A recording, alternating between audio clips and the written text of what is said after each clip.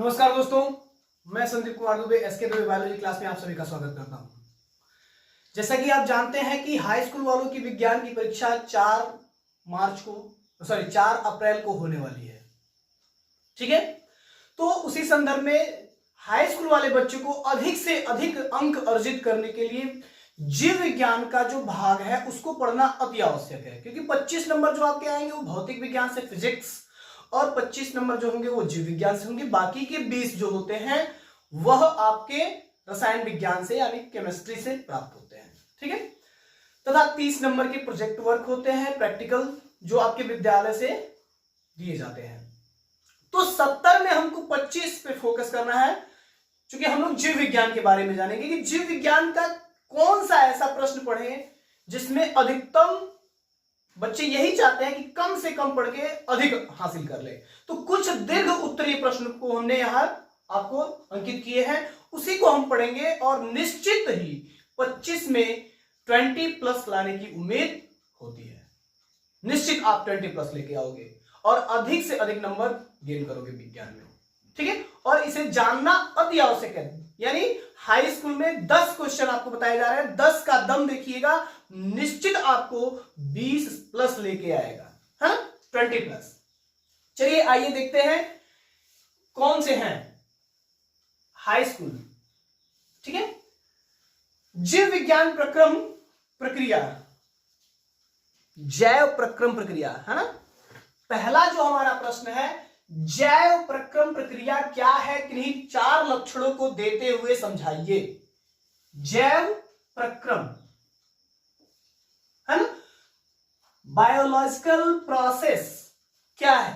तो जैव यानी जीवन के बारे में आपको बताना है और उन्हीं की प्रक्रियाओं के बारे में, वृद्धि हुआ, जनन हुआ, श्वसन हुआ आदि का अनुसरण करता है, वही क्या कहलाता है। यानी ऐसी कोई भी प्रक्रिया जिसमें जीव जनन, श्वसन, पोषण आदि का अनुसरण करता है वही जैव प्रक्रम कहलाता है। उन्हीं 4 लक्षणों को आपको समझा देना है। ठीक है, इसके बाद जनन किसे कहते हैं। तो जब कोई जीव अपने ही स्वरूप, रंग, रूप, आकृति की एक नए संतति को जन्म देती है, उस प्रक्रिया को हम जनन प्रक्रिया के नाम से जानते हैं। कह रहा है कि पौधों में कायिक प्रवर्धन प्रक्रिया को समझाइए। तो आपको मैंने पढ़ाया था कि जनन को मुख्य रूप से 3 भागों में वर्गीकृत किया गया है, वर्धी या कायिक जनन, अलैंगिक जनन और तीसरा लैंगिक जनन। ठीक है, तो ये 3 प्रकारों को बताया गया था, जिसमें पौधों में कायिक प्रवर्धन प्रक्रिया को आपको समझाना है। इस प्रक्रिया के दौरान पौधे क्या करते हैं, जड़, तना, पत्ती की सहायता से एक नए पौधे को जन्म देने का कार्य करते हैं। ठीक है, इसको भी 2 भागों में बांटा गया था। मैंने बताया था कि कायिक प्रवर्धन को 2 भागों में बांटा गया है। पहला होता है प्राकृतिक कायिक प्रवर्धन और दूसरा होता है कृत्रिम कायिक प्रवर्धन। प्राकृतिक कायिक प्रवर्धन में कंद, प्रकंद, घनकंद, सलकंद, अर्धवायवीय तना, भूमिगत तना इत्यादि आते हैं, जबकि कृत्रिम तना में सियार और रोपड़ जैसे तथ्य बिंदु आते हैं। उसके बाद से तीसरा हमारा क्या है, विखंडन प्रक्रिया को उदाहरण सहित उल्लेख कीजिए। विखंडन प्रक्रिया आपको बताया गया था कि जब कोई जीव के टूटे हुए भाग से या अलग हुए भाग से एक नए संतति की उत्पत्ति हो जाती है, उस प्रक्रिया को हम विखंडन प्रक्रिया कहते हैं। विखंडन प्रक्रिया को 2 भागों में वर्गीकृत किया गया है, द्विविभाजन अर्थात द्विविखंडन और बहुखंडन के रूप में, मल्टीपल फिजन के रूप में वर्गीकृत किया गया है। ठीक है, अब ये विखंडन प्रक्रिया हो गई। पुष्प में परागण प्रक्रिया को समझाइए। पुष्प में परागण प्रक्रिया कैसे होती है, तो आपको आवृत बीजी पुष्प के लंबवत काट सचित्र वर्णन कराया गया था, उसको आप अच्छे से स्वच्छ नामांकित चित्र बना लोगे और उसको पढ़ लोगे। मेंडल के संकरण के प्रयोगों को समझाइए, अर्थात वंशागति के नियम का उल्लेख करना है। मेंडल ने मटर के पौधों पर पाइसम सटाइवम नामक मटर के पौधों पर अपना प्रयोग किया था। उन्होंने 3 वंशागति नियम दी थी, एक संकरण प्रयोग है, मेंडल एक संकरण और द्विसंकरण प्रयोग समझाए थे। उसके बाद से वंशागत के 3 नियम दिए थे उन्होंने। कौन कौन से, पृथक्करण का नियम अर्थात विसंयोजन का नियम, दूसरा लॉ ऑफ इंडिपेंडेंट स्वतंत्र अपव्यूहन का नियम और डोमिनेंस कोडोमिनेंस, प्रभाविता और प्रभाविता का नियम। इन्होंने 3 नियम दिए थे, प्रभाविता और प्रभाविता का नियम, डोमिनेंस एंड कोडोमिनेंस। उसके बाद से दूसरा पृथक्करण का नियम, लॉ ऑफ सेग्रीगेशन या विसंयोजन का नियम, अलगाव का नियम। ठीक है, और स्वतंत्र अपव्यूहन का नियम, इंडिपेंडेंट असॉर्टमेंट। उत्सर्जन प्रक्रिया किसे कहते हैं? कह रहा है कि उत्सर्जन किसे कहते हैं? मनुष्य के वृक्क संरचना को दर्शाते हुए उल्लेख कीजिए। तो आप एक्सक्रीटरी सिस्टम को अच्छे से पढ़ाया गया था आपको, उसको आप पढ़ लोगे एक बार। पौधों में परिसंचरण प्रक्रिया किसे कहते हैं या उसकी क्रिया विधि को समझाइए। तो परिसंचरण प्रक्रिया आपको WBC, RBC है ना, जाइलम, फ्लोएम, हालांकि इसमें जाइलम और फ्लोएम का कार्य आता है, जबकि मनुष्यों में परिसंचरण का कार्य जो होता है लिम्फ और रुधिर की सहायता से होता है। तो इन सबको भी आपको अच्छे से पढ़ाई गई है। रुधिर कितने प्रकार की होती है? तो WBC, RBC अर्थात श्वेत रुधिर कणिकाएं और लाल रुधिर कणिकाएं इत्यादि को समझाया गया था। इसके बाद बात करते हैं श्वसन किसे कहते हैं? मनुष्य के श्वसन अंगों का स्वच्छ नामांकित चित्र बनाइए। तो इसको जरूर पढ़ लीजिएगा बाबू, ये मोस्ट सारे के सारे 10 क्वेश्चन आपको दिए जा रहे हैं और ये 10 का दम आपको 20+ लेके जाएगा। यानी 10 क्वेश्चन का जो दम है, यानी उसमें जो क्षमता है वो आपको 20+ दिलाने का कार्य करेगा। मैंने 20+ क्यों कहा? क्योंकि 25 नंबर के जो पूछे जाते हैं वह सिर्फ बायोलॉजी से पूछे जाते हैं और बायोलॉजी हाई स्कूल वाले बच्चों के लिए विज्ञान में अच्छे अंक लाने के लिए कार्य करते हैं। अधिक से अधिक नंबर आप गेन कर सकते हो बायो को पढ़ के। उसके बाद है मनुष्य में पाचन प्रक्रिया का सचित्र वर्णन कीजिए। तो आहार नाल, उसके बाद से छोटी याद, बड़ी याद, है ना, इंटेस्टाइन, मुख इत्यादि आपको पढ़ाया गया है। संक्षिप्त टिप्पणी कीजिए, मतलब आपको क्या कहा जा रहा है कि संक्षिप्त टिप्पणी कीजिए। कम से कम संक्षिप्त टिप्पणी की जहां भी बात आती है तो कम से कम लिखा जाता है तो 10 लाइन, 5 से 10 लाइन, है ना। उसके बाद आप चाहो तो आधे पेज, 1 पेज भी कर सकते हो, 1 पेज से अधिक नहीं लिखना है आपको।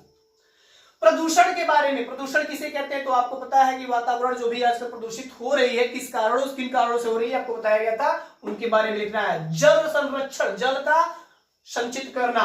पित्ताशय के बारे में, आनुवंशिकता किसे कहते हैं? एक पीढ़ी से दूसरी पीढ़ी तक लक्षणों को ले जाने का कार्य करता है। दंत क्षरण क्या होता है? उसके बाद से प्राकृतिक संसाधन, खाद्य श्रृंखला, ऊर्जा के परस्पर स्रोत और जैव विकास, लैमार्कवाद, डार्विनवाद, ये सब के सब, डार्विनवाद हुआ तंत्रिका तंत्र, वन्य प्राणी, वन्य जीव तथा वायवीय तथा अवायवीय श्वसन, या फिर पूछ सकता है आक्सी तथा अनाक्सी श्वसन के बारे में पूछता है ना। कुछ अंतर आपको पूछे जाते हैं, उससे आप अगर टिप्पणी याद है, तैयार है, तो निश्चित तौर पे आप अंतर को भी कर लोगे। जीवाश्म किसे कहते हैं? पोषण स्तर क्या है?